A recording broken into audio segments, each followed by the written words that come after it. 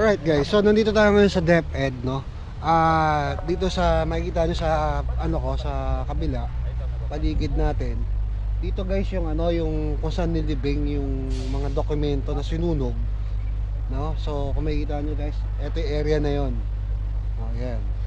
Bukod doon guys, ito yung isang area na binakuran para for security purpose na hindi na magalaw yung yung mga ebidensya, no?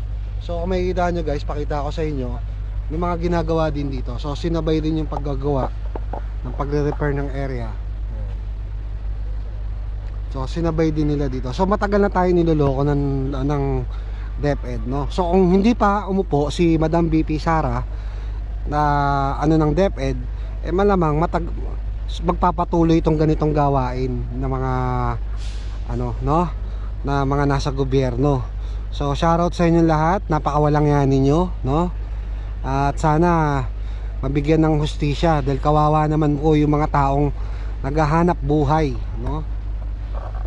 Mga teacher natin na naghahanap buhay, yung mga estudyante natin na hirap, no, sa pag-aaral, at yung mga magulang na kumakayod, no, kumakayod para buhayin at pag-aaralin ng kanilang mga anak, sa kabila ng lahat, ganito pa yung ginagawa nyo, diba?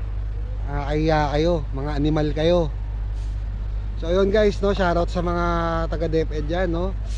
Naway sana maparusahan kayo lahat, no? Lahat ng sangkot dito.